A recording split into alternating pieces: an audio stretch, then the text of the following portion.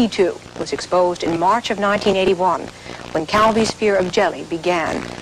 The Vatican's public ties to Calvi seemed perfectly legitimate, until late that year, Calvi's carefully built empire began to crack.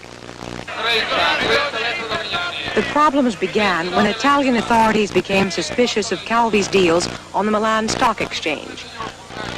They discovered that he had moved Italian currency out of the country illegally by purchasing shares in companies through foreign banks. He was arrested and put in jail.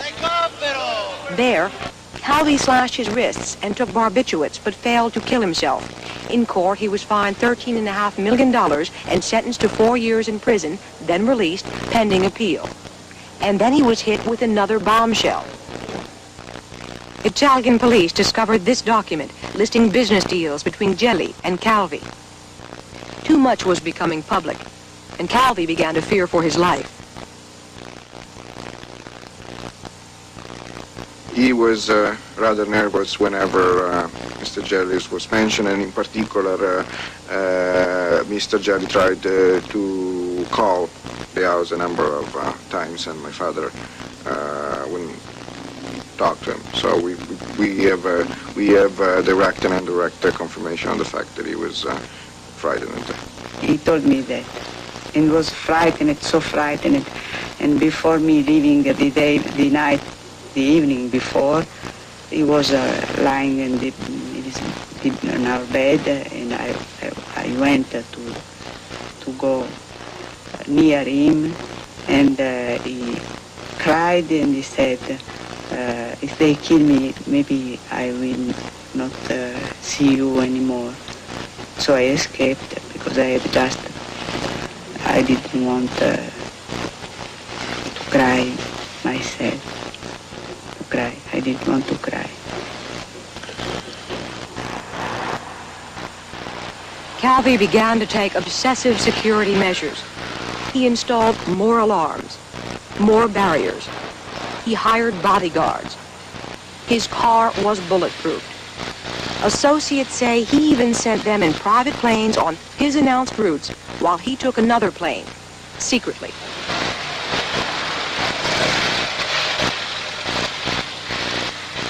Total cost of Calvi's security, $1 million a year.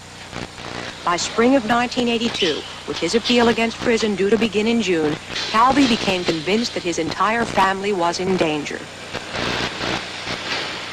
I was protected by 10 bodyguards, and we had bodyguards in Rome when I was with my husband in Rome, with armored cars too, a lot of armored cars for us, for bodyguards too. By late spring, as the date of his appeal drew nearer, Calvi became even more frightened. He sent his wife out of the country altogether. And he told his family that the illegal stock deals were done with the knowledge and for the benefit of the Vatican, and that he might have to say so publicly. But Calvi was caught in a double bind. If he revealed the details of his deals with the Vatican and P2, he might stay out of jail. But he also would destroy his position as a discreet, reliable uomo di fiducia, a man of trust, and he might bring down the rest of his empire. Because the huge hole in the bank's books was getting larger, but as yet, nobody realized it. Just about a year ago, early in 1982, a confidential report on Ambrosiano said of Calvi that the problems around his person have in no way affected the bank. The financial investigators went on to say that this is high profitability from a fast-growing, aggressive private bank. There was no suspicion at all.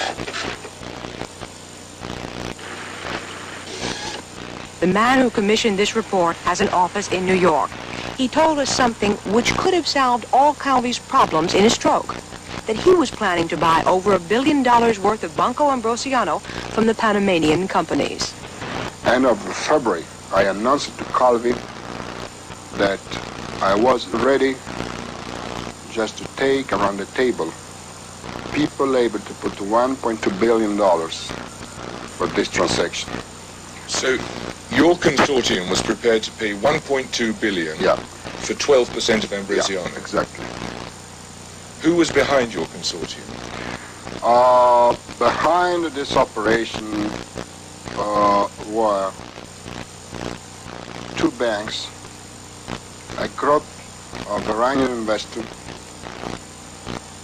two American investors, and three Saudi Arabian people. This was the group. How were you going to acquire this 12% of Banco Ambrosiano? How? Well, the 12% of Banco Ambrosiano had to be bought from certain Panamanian companies who controlled this part of shares of bank. So no question but that 12% of Banco Ambrosiano, this is according to Mr. Calvi, was controlled by Panamanian Absolutely, companies. yes. Absolutely, yes. So in June 1982, Calvi knew that you had $1.2 billion that you were prepared to put in the Banco Ambrosiano. Absolutely. And with what we know now about the hole that there was in the Banco Ambrosiano, that would have completely solved Calvi's problems, wouldn't it? Absolutely, 100%.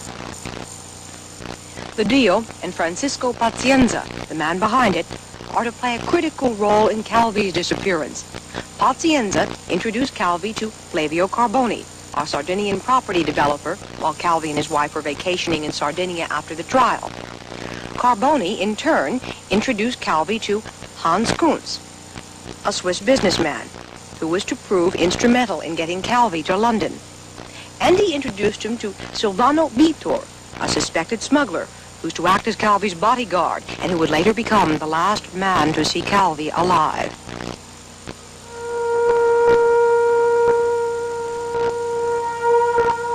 Thursday, June the 10th last year, Roberto Calvi vanished from his apartment in Rome. He told no one where he was going. What follows is a reconstruction of his last journey. When Calvi left Rome, he traveled first to Trieste, arriving Friday, June the 11th. From Trieste, he continued to the Austrian town of Klagenfurt, where he stayed 2 days. Then he moved toward the Swiss border. Calvi was traveling in this car, crossing international borders on a false passport in the name of Calvini.